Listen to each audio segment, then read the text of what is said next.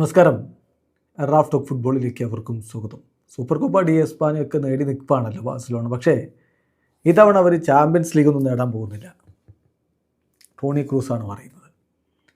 സംഭവം അവർ കുറേ കിരീടങ്ങളൊക്കെ നേടിയേക്കും, പക്ഷേ ഒരു ഇൻ്റർനാഷണൽ ട്രോഫിയും എന്ന് പറഞ്ഞാൽ ദേശീയ ടീമിൻ്റെ മത്സരങ്ങളിൽ ഇൻ്റർനാഷണൽ എന്നല്ല പറഞ്ഞത്, ക്ലബ്ബുകളിലെ ഇൻ്റർനാഷണൽ ട്രോഫി, യുവേഫ ട്രോഫികൾ, വേൾഡ് കപ്പ്, അതിനൊക്കെയാണ് നമ്മൾ ഇൻ്റർനാഷണൽ ട്രോഫികൾ എന്ന് പറയുന്നത്. അപ്പോൾ അദ്ദേഹം പറയുന്നത് ഒരു ഇൻ്റർനാഷണൽ ട്രോഫിയും നേടാൻ പോകുന്നില്ല Barcelona.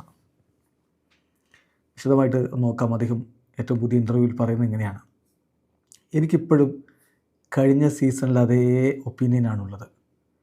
At least in my view Barcelona are not going to win the Champions League. എൻ്റെ കാഴ്ചപ്പാടിൽ ബാഴ്സലോണ ഇത്തവണ ചാമ്പ്യൻസ് ലീഗ് നേടാൻ പോകുന്നില്ല.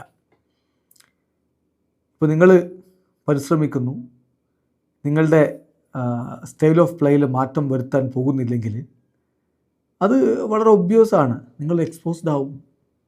അപ്പോൾ അതുകൊണ്ട് ബാഴ്സ ടീമിന് ഇത്തവണ കിരീടം ചൂടാൻ പറ്റും യൂസിറ്റിൽ നിന്ന് ഞാൻ കരുതുന്നില്ല. ബാഴ്സലോണ അവരുടെ സൂപ്പർ കപ്പ് വിജയിച്ചത്, സ്പാനിഷ് സൂപ്പർ കപ്പ് വിജയിച്ചതിൽ വളരെ സന്തോഷത്തിലാണെന്ന് എനിക്കറിയാം.